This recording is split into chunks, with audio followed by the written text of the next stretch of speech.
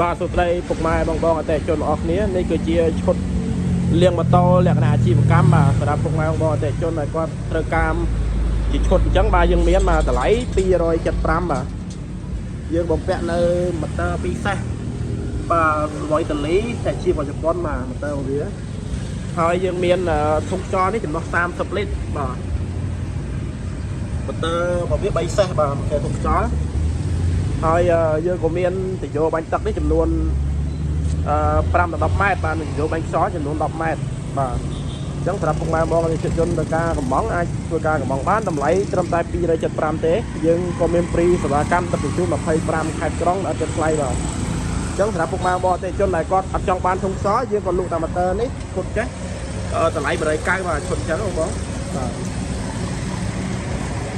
ញ្ចឹងបងអតិថិជនដែលគាត់ឆ្លាញ់គឺក៏អាចមកមើលដល់ទីតាំងផ្ទាល់ក៏បានដែរបាទទីតាំងនៅតាមបណ្ដោយផ្លូវចំការដងបាទចិត្តនឹងកន្លែងឈិះឡានបាទសូមអរគុណ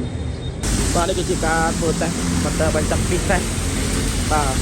បាទឈុតនេះតម្លៃ190ទេបាទមួយឈុតហ្នឹងតែ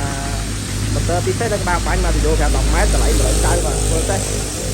ជួយបងប្រុសនៅខាងតាមបណ្ដាខេត្តបាទដែលគាត់ធ្វើការកំងបាទបើយកទៅមួយឈុតទាំងធុងចោលតម្លៃវា275បាទបើយកតែមួយឈុតនេះតម្លៃតែ190ទេបាទនេះម៉ូទ័ររបស់វាបាទបាញ់ពិសេសសម្ពាធទឹកខ្លាំងបាទអាចត្រេទឹកតាំងខ្សោយបានបាទខ្ញុំស្នើមកសម្លេងកាន់ល្អបាទដល់ប្រជាជនដែលគាត់ចង់ធ្វើការកំងនេះកំងបានបាទមួយឈុតនេះតែ190ទេបាទមានការធានាជូនរយៈពេល6ខែមកលើម៉ូទ័របាទសូមអរគុណ